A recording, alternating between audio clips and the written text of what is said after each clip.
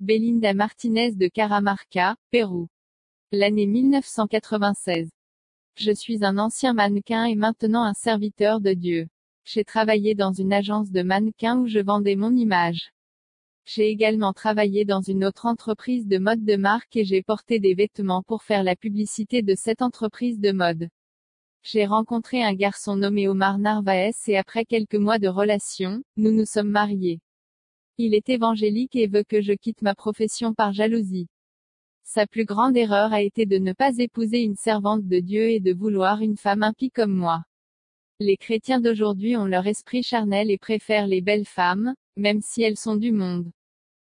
Notre mariage n'allait pas bien et mon mari a commencé à me frapper et à m'interdire de travailler. Je le détestais et j'ai commencé à sortir secrètement avec un autre homme. Un jour, il a découvert ma liaison. Il a vu le garçon avec moi mais n'a pas réagi. Mon mari m'a écrit une lettre pour s'excuser.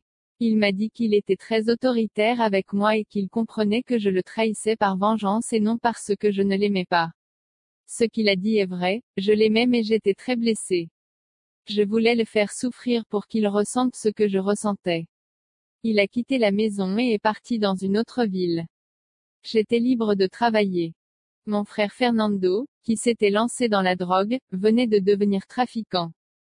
Je voulais être plus belle et j'ai dépensé de l'argent en chirurgie esthétique. J'ai mis du silicone sur mes fesses et 3 mois plus tard, j'ai été opérée pour mettre des implants dans mes seins. Je suis passée sur la table d'opération et j'ai eu des complications le jour même. J'ai perdu beaucoup de sang et mon cœur battait très faiblement. Mes visions s'assombrissaient. Je mourais lentement et ma vision spirituelle devenait réelle. J'ai commencé à voir autour de moi des démons ressemblant à des vautours qui voulaient s'emparer de mon âme. J'ai prié Dieu en pensée pour qu'il ait pitié de moi. J'avais une peur bleue et je ne voulais pas que ces horribles monstres me prennent mon âme. J'ai fermé les yeux, je n'ai pas pu les ouvrir et je me suis réveillée en enfer. J'étais terrifiée par la scène d'horreur qui se déroulait dans cet endroit. Tatouage en enfer. J'ai vu un homme dont le dos était plein de tatouages et un démon lui a fouetté le dos et les morceaux de chair ont commencé à tomber par terre. Ensuite, le même démon a coupé le dos de l'homme avec une lame et a enlevé toute la peau tatouée. Partout où il y avait un tatouage sur son corps, le démon a coupé la chair tatouée et n'a laissé que le squelette. Cet homme a été sévèrement puni pour avoir peint le temple du Saint-Esprit. Implant en silicone. Je me suis enfuie, terrifiée, et j'ai vu des femmes qui avaient des implants de silicone dans leur corps. Les silicones ont pris vie et vivent dans leur corps. Ils ont explosé comme des vessies dans le corps de ces femmes. D'autres silicones ont créé des jambes et ont pris vie à l'intérieur de ces femmes. Ces silicones sont des démons, comme une gélatine vivante qui vivait à l'intérieur de ces femmes et qui, lorsqu'elles mouraient et tombaient en enfer, sortaient de leur corps pour les tourmenter. Les démons de silicone vivent à l'intérieur des personnes qui mettent des implants de silicone dans leur corps. Vous pouvez même mourir et être enterré avec votre corps rempli de silicone, mais les démons sont installés à l'intérieur de l'âme à cause du silicone et n'en sortiront que lorsque vous serez en enfer. Pour ceux qui se sont convertis à Jésus, qui ont du silicone dans le corps et qui ont été libérés du monde, le démon du silicone est parti, même si la matière plastique est à l'intérieur de la personne. J'ai retiré toutes les silicones de mon corps après mon retour de l'enfer. J'étais terrifiée de savoir que cela appartenait aux démons. J'ai vu en enfer les démons avec des matériaux en silicone prêts à les ramener sur terre. Les démons de l'enfer appellent ces personnes qui mettent des silicones dans leur corps, mes poupées en plastique. Mannequins, reines de beauté et danseuses en enfer. J'ai vu un endroit en enfer où il n'y avait que des mannequins. Elles sont mortes dans l'illusion de gagner la gloire et la richesse dans le monde grâce à leur beauté. J'ai vu des mannequins pauvres et riches. Il y a aussi des mannequins masculins dans cet endroit. C'est un appât que Satan a utilisé pour gagner beaucoup d'âmes. J'ai vu beaucoup de reines de beauté en enfer. C'est un endroit où il n'y a que des gens beaux qui idolâtrent leur propre corps. J'ai vu des danseurs de programmes télévisés. Les gens qui aiment danser dans les salles de concert, lorsqu'ils meurent, danseront pour les démons dans la salle de l'enfer. Là, ils sont forcés de danser sur les clous pour toujours. Leurs pieds saignaient et des clous brûlants de braise leur déchiraient les pieds. Les chrétiens en enfer. J'ai vu de faux prophètes, de faux docteurs et de faux bergers. Les démons leur ont enfoncé un grand fer dans la bouche jusqu'à leur percer la gorge. Ils sont tourmentés dans la bouche parce qu'ils ont refusé de prêcher le véritable évangile. Ils ne voulaient pas prêcher la vérité et utiliser des fables de l'Ancien Testament, prêchant la richesse. J'ai vu un jeune homme qui s'était éloigné du chemin de Jésus parce qu'il n'arrivait pas à trouver une femme. J'ai vu une jeune fille qui marchait dans la voie de Jésus. Lorsqu'elle a rencontré un garçon impie, elle a commencé à le fréquenter. Ce garçon l'a éloigné du chemin de Jésus et le démon de la mort s'est emparé de lui. Ce jeune homme a pris la vie de cette fille et elle est en enfer. J'ai vu un chrétien qui s'est égaré parce qu'il n'avait pas trouvé de travail, il a beaucoup souffert en enfer. J'ai vu un pasteur qui a été abandonné par sa femme et ses enfants. Il n'a pas résisté à l'épreuve, il s'est égaré, il est mort et il est en enfer. J'ai vu une missionnaire en enfer. Elle aimait son travail et lorsqu'elle a été renvoyée, elle s'est détournée de Jésus. Cette femme était en enfer et souffrait d'une agonie mortelle. J'ai vu un couple de chrétiens en enfer, tous deux évangélistes. Le garçon faisait le travail de Dieu et gagnait beaucoup d'âmes. La fille était également dévouée à l'œuvre. Lorsque les deux se sont mariés, leur foi s'est refroidie. Ils ne parvenaient pas à gagner des âmes et, bien qu'allant à l'église, ils avaient renoncé à leurs appels. Ils avaient reçu l'onction de Dieu pour porter l'évangile, mais ils cessèrent de le proclamer. Un jour, ils se sont rendus à une pour profiter de la vie. Ils sont partis en voiture et ce jour-là, les démons leur ont décoché une flèche de la mort. La voiture a heurté un mur et les deux sont morts et sont maintenant en enfer. Politiciens. J'ai vu des politiciens en enfer à cause de la corruption et des mensonges. J'ai vu des chrétiens politiques en enfer. Le chrétien ne peut pas être politique. La seule église qui fait alliance avec la politique est la prostituée de l'Apocalypse. La prostituée est la fausse église qui fait alliance avec le gouvernement de la bête et accepte sa marque. La fausse église persécutera les chrétiens. Toute église qui fait alliance avec les gouvernements de cette terre, n'est plus une épouse mais une prostituée. Les djinns viennent de l'enfer. J'ai vu des djinns féminins et masculins en enfer. J'ai vu des jupes en jean en enfer, ce tissu a été fabriqué dans la galerie de l'enfer. Et ce tissu a été consacré par un sataniste pour ne jamais se démoder. Hommes et femmes de Dieu, n'utilisez pas ce tissu. J'ai vu plusieurs modes de jeans en enfer. J'ai vu des pantalons déchirés, tachés et brodés en enfer. Chaussures. J'ai vu des pantalons de sport diaboliques. J'ai vu du tennis en enfer et une usine de démons. Cette usine produisait des baskets avec les marques Nike, Olympiakos, Adidas, et d'autres marques. Et sur Terre, ces marques ont du succès parce qu'elles sont consacrées à Satan. Ne portez pas de baskets, portez des chaussures sociales. J'ai regardé les becs des baskets s'ouvrir et la semelle intérieure était une langue qui sortait de l'intérieur et on pouvait voir les dents acérées des piranhas de ces baskets. Vêtements de l'enfer. J'ai vu de nombreuses marques de vêtements dont j'avais l'habitude de faire la publicité. Les dessins stylistiques de ces vêtements sont planifiés en enfer. Les démons portent ces vêtements en enfer et se moquent toujours des mannequins. J'ai vu les démons des podiums qui influencent les mannequins. J'ai eu la vision d'un grand défilé, où les démons faisaient défiler les mêmes modèles. Les propriétaires des entreprises concluent un pacte et reçoivent des informations de l'enfer sur la manière dont ils doivent produire les vêtements. Et les médiateurs des pactes sont les sorciers. Les dessins sur les chemises sont également des figures de démons. Ma vision est descendue sur terre et j'ai pu voir un démon du meurtre venir posséder mon frère Fernando. Sa personnalité est devenue mauvaise. J'ai vu son cœur s'endurcir et son âme s'assombrir. Il prenait une arme et tuait une autre personne. Je suis Omar Narvas, le mari de Belinda Martinez. J'étais parti dans une autre ville et j'étais triste de ne pas être un bon mari. Ma rébellion en tant que chrétienne m'a coûté cher. J'ai rêvé d'un ange de Dieu qui venait vers moi et touchait mon corps. Soudain, mon corps a été envahi par la lèpre. Après ce rêve, j'ai eu une leucémie et j'ai été hospitalisé. J'étais brisé parce que j'étais un chrétien au cœur dur et de mauvaise humeur. Je me suis repenti et j'ai prié dans ma chambre d'hôpital. Lorsque ma famille a appris que j'étais hospitalisé, elle m'a abandonné. Ma femme n'était pas non plus au courant de la maladie dont j'étais atteint. J'ai commencé à prier pour qu'elle me pardonne. Belinda continue. Alors que j'étais sur le lit d'opération, une force infernale m'a tiré vers le bas et j'ai été piégée dans cet endroit. Les médecins qui m'avaient posé des implants en silicone se battaient pour ma vie. Je suis revenue vivante sur ce lit d'hôpital. Des mois plus tard, j'ai retiré les implants en silicone pour vivre comme une personne naturelle. C'était très douloureux. Je les ai retirés parce que je le voulais, parce que Dieu m'avait pardonné. Je priais à l'aube, j'ai vu un homme armé sur une moto autour de la maison de mon frère Fernando. Derrière cet homme se trouvait un démon de la mort. Mon frère était sur le point d'être tué parce que l'homme s'attendait à ce qu'il sorte de la maison pour le tuer. J'ai prié Dieu de délivrer mon frère. Tout comme un ange a aveuglé l'armée syrienne, cet homme qui attendait mon frère pour le tuer a été aveuglé par un ange. Mon frère a été délivré de la mort grâce à ma prière. Aujourd'hui, mon frère est pasteur. Un démon s'est servi d'un homme riche propriétaire d'une agence de mannequins, pour m'offrir un contrat d'1 million de dollars pour travailler comme mannequin.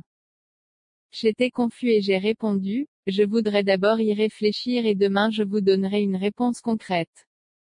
La nuit, j'ai rêvé que de nombreuses âmes descendaient en enfer et demandaient de l'aide.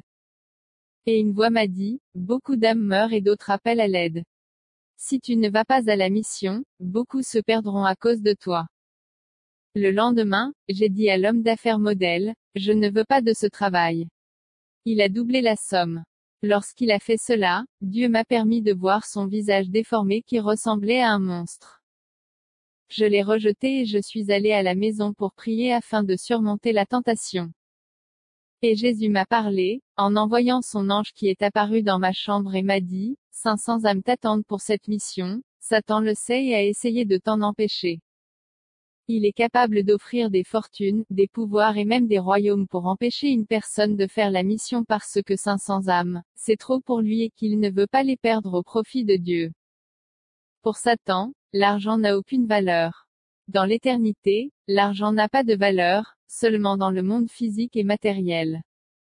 Ce qui a de la valeur dans le monde des esprits est tout ce qui est éternel et non périssable. Une âme est éternelle et pour Satan a plus de valeur que tout l'argent du monde, pas la banque qui achète une âme. J'avais un salon de beauté, je teignais les cheveux des femmes, je peignais les ongles et j'épilais les femmes et les hommes. Mais à l'église, je prêchais que c'était un péché de se vernir les ongles et de se teindre les cheveux tout en continuant à travailler dans mon salon de beauté. Jusqu'au jour où le Saint-Esprit m'a réprimandé en disant, tu prêches contre la vanité, mais tu continues à travailler dans le péché. À quoi sert-il de prêcher contre le péché si vous financez l'industrie de la vanité pour qu'elle vende ses produits dans votre commerce? J'ai fermé le salon. Je voulais me réconcilier avec mon mari. J'étais désolée pour le péché d'adultère. J'ai reçu une fausse nouvelle selon laquelle il était mort d'un cancer du sang. Et alors que je pensais me remarier, l'ange du Seigneur est venu me trouver à l'aube et m'a dit que je n'étais pas veuve car mon mari était encore vivant. J'avais rencontré un chrétien avant cela et j'ai été obligée de le quitter. J'ai pu retrouver mon mari et il n'était pas malade. Il était guéri de la leucémie et faisait le travail. Il avait changé, il n'était plus cet homme brutal. Pendant 1 an et 3 mois, il a souffert de ce cancer et a été brisé et transformé en un autre homme, en une nouvelle créature. Nous nous sommes pardonnés, nous nous sommes réconciliés et nous avons recommencé à vivre ensemble. Mon mari a ouvert un ministère. Une diaconesse séduisait mon mari. J'ai prié Dieu et il m'a révélé qu'un démon de la séduction l'utilisait. J'ai prié Dieu de me libérer de la tentation de la séduction sur mon mariage et cette diaconesse a quitté notre ministère et nous ne l'avons plus jamais revu. Lorsque j'ai eu cette révélation de l'enfer, je ne suis jamais retournée travailler dans cette entreprise de mode. Je préférais tout perdre sur cette terre plutôt que de jouir des privilèges d'être mannequin et propagandiste. Je préfère avoir la certitude de tout perdre ici pour tout gagner en entrant dans la demeure céleste. Je vois des gens qui sont prêts à sacrifier leur vie pour des choses terrestres. Rien de tout cela n'a de valeur par rapport à la grâce et au salut de Dieu. La joie d'avoir son nom écrit dans le livre de vie et de déborder sur le visage de l'onction de Dieu et tout ce qu'il y a dans la vie. Nous sommes riches de tout cela. Je veux parler des personnes qui placent l'argent au-dessus de tout. J'ai gagné beaucoup d'argent en tant que mannequin et mon salaire élevé n'a pas comblé mon vide. La prostituée de l'Apocalypse se pare des ornements du monde pour séduire. La prostituée utilise des robes séduisantes et s'enivre du vin des plaisirs. Beaucoup de femmes dans l'Église portent les mêmes ornements de ce monde. Ces vêtements sont séduisants comme la prostituée de l'Apocalypse. Les femmes chrétiennes s'enivrent du vin de ce monde comme une grande prostituée. Le vin des plaisirs de ce monde, ce sont les vanités, la sensualité, les modes. Je fais de l'évangélisation partout avec mon mari. Je veux partager l'héritage céleste avec tout le monde. Je veux voir toutes les âmes de l'autre côté de la vie, jouissant du paradis. Nous ne pouvons pas mourir sans apporter le royaume de Dieu aux gens. Tout cela est gratuit et je veux partager avec vous tout ce qui est de Dieu. La fonction de l'homme est de vivre en Christ et pas seulement d'exister sur terre. De nombreux chrétiens s'enorgueillissent à cause de leur fonction. D'autres, parce qu'ils ont la sagesse et la théologie, pensent qu'ils n'ont pas besoin de Dieu au moment de la prédication. C'est un danger, soyez simples, ne vous fiez qu'à Jésus, pas à vos forces, sans Jésus personne ne peut vaincre le diable. Ce que je perçois dans les églises, ce sont des imitations de prédicateurs célèbres. Les chrétiens imitent la façon de parler et la personnalité de leur leader. Personne n'imite la sainteté sincère d'un serviteur de Dieu. Pour Dieu, il n'y a pas de comparaison ni de concurrence, tu es toi, il est lui. Personne n'est meilleur qu'un autre à cause d'une position, d'un mérite ou d'un salaire élevé payé par l'Église. Les chrétiens qui aiment apparaître dans la chair des églises peuvent priver l'Église d'un ministère loin du ciel. D'autres distribuent beaucoup de matériel imprimé pour attirer l'attention. Les églises ont de nombreuses habitudes charnelles qui ne plaisent pas à Dieu. Un travailleur nommé Armando a dirigé l'une des succursales de mon mari. Il est humble et a aidé de nombreuses personnes dans le cadre de leur travail. Il a prié Dieu et lui a demandé un poste d'ingénieur civil. Il travaillait dans cette entreprise de construction et, avec le diplôme qu'il avait obtenu dans une école de génie civil, il voulait travailler dans la région. Dieu a entendu sa prière et il a été promu dans l'entreprise. Le problème, c'est qu'il a abandonné le travail et cessé de prier. Le confort de son salaire a paralysé sa vie spirituelle. Il ne pensait qu'à voyager et Jésus m'a dit que Satan profiterait de cette aisance pour détruire sa vie. C'était un pasteur dont la prédication est formidable. Il avait demandé et reçu ce don merveilleux de la prédication mais il était en train de l'enterrer. Mon mari a dû choisir un autre travailleur à sa place pour diriger la branche. J'ai tellement prié pour que Dieu réveille le frère Armando afin qu'il reprenne le travail. Beaucoup de travailleurs de notre ministère qui ont perdu leurs biens matériels se sont éloignés du chemin de Dieu. Cela signifie que leur cœur n'était pas tourné vers Jésus, mais vers les biens matériels de cette terre. Ils ont été réprimandés en tant qu'hommes de foi et n'ont pas passé le test.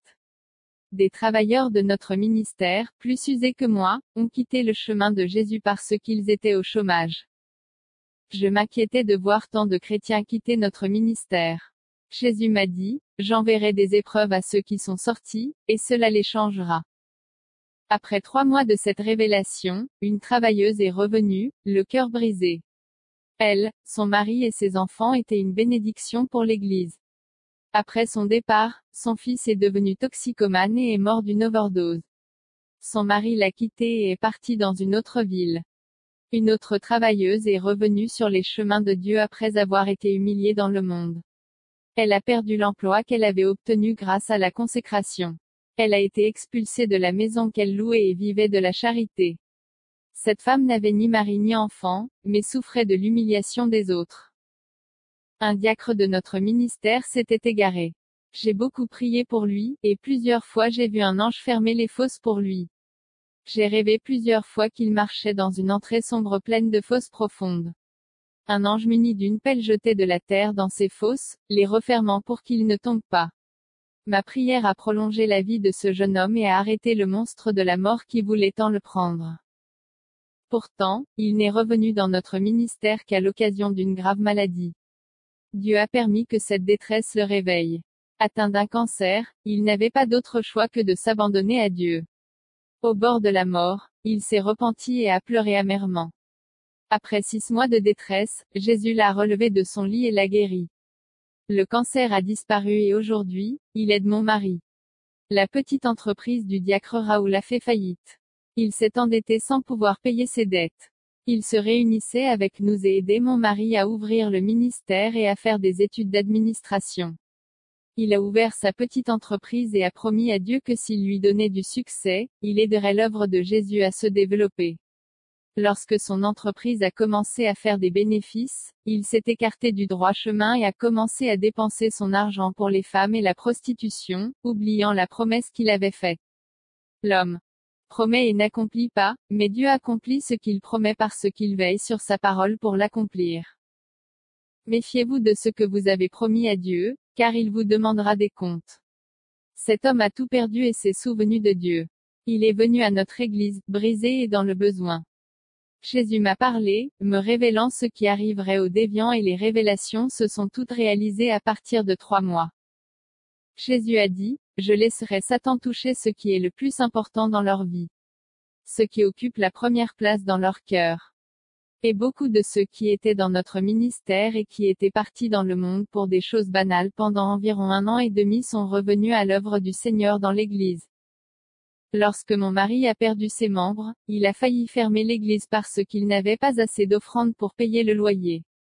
Lorsque mon mari a pris la clé de la salle pour la remettre au propriétaire, le même jour, un homme d'affaires a arrêté sa voiture près de cette humble église et a fait un don en espèces. Et nous avons pu payer 1 an de loyer et nous avons signé un contrat. Quand l'œuvre est de Dieu, il ne permet pas les échecs et prépare tout. J'ai pleuré et prié pour que l'église ne ferme pas. Après le retour des déviants, ils ont commencé à donner leurs offrandes. En avançant 1 an de loyer, nous étions en paix. Vous n'avez qu'une seule flèche. Tirez sur la bonne cible, car c'est la seule occasion qui se présente. Si nous perdons cette chance, nous ne gagnerons pas ces âmes. Apprenez à utiliser la parole en fonction de chaque problème. Chaque verset est la solution exacte à un problème différent. La parole est un médicament pour les gens en fonction de leurs problèmes et des circonstances. Chaque mot de la Bible est un traitement spirituel pour chaque maladie de l'âme. L'Église doit être comme un père et soutenir les enfants sans manquer la nourriture de la parole, en leur apprenant à travailler dans l'œuvre. L'Église est aussi une mère qui donne de l'affection, de l'amour, de la correction et qui ne laisse rien à désirer. L'Église est comme un oiseau qui accueille les jeunes sous ses ailes et leur apprend à marcher, en les conseillant sur les dangers du mal. L'Église doit transmettre la confiance, la conviction et la certitude de la véracité de la doctrine biblique. L'Église doit satisfaire tous ceux qui entendent ses enseignements. Aujourd'hui, les gens préfèrent se rassembler dans des églises anciennes et célèbres. La question n'est pas de savoir quelle église est la plus connue, mais quelle église est l'élue du Seigneur. Les noms des églises ne signifient rien.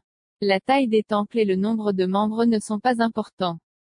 Les vieilles églises qui sont célèbres pour leurs histoires, mais qui sont mortes aujourd'hui.